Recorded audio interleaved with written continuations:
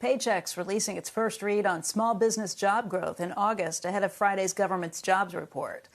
The report shows that hourly earnings have actually increased since this time last year, although the jobs index overall remains similar to that at the start of the pandemic. Joining us right now to talk more about it is Marty Musi. He is CEO of Paychex. And Marty, it's good to see you this morning. Good to see you, Becky. For everybody who's looking, there are obviously some real concerns in the job market these days. We've got double-digit unemployment.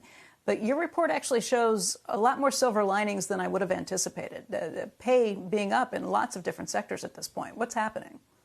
Yeah, what we're seeing is August did drop a little bit from the overall jobs index for small businesses under 50 employees from July. And we saw that bounce back in May from the drop in April, and now it's just kind of held or dropped a little bit kind of each month. I think we saw, the biggest drop was in the South and the West regions. Of course, as COVID spiked, there were more closures there. So we saw businesses closing, at least temporarily, hopefully, and we saw the job market drop off. The South is still the strongest, and Florida is still the strongest, even though it had a pretty big drop over the month of July.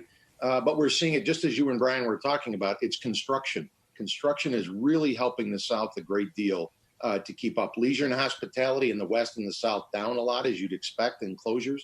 But you're seeing construction up quite a bit with new home sales and commercial construction as well. Hey, Marty, how much of the strength I shouldn't say strength, but how much of the relative strength in terms of what you might anticipate versus the overall market is because of the PPP program? I just wonder how much of this is being held together by government funding, how much of this is being held together by actual demand?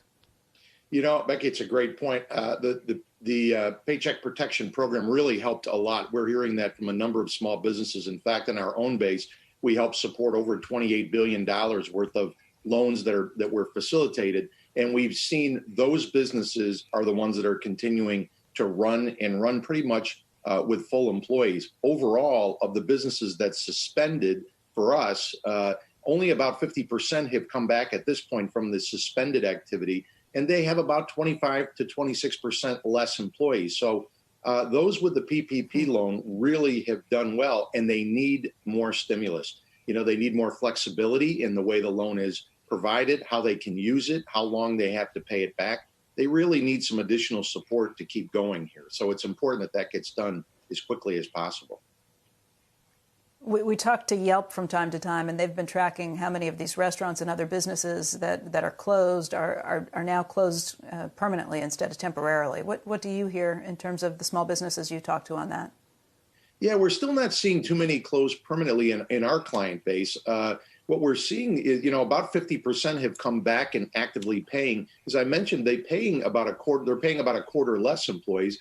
Now, it's also interesting that with the unemployment additional benefit, we found some small businesses were hearing, from them that they were finding it hard to find employees to fulfill the demand. So you have some small businesses that came back that are having a tough time finding employees sometimes because of the unemployment.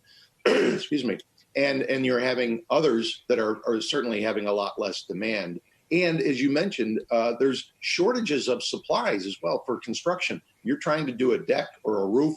Sometimes there's supply shortages and people shortages to get all that done. So it is a silver lining. That demand is there. It's just fulfilling it.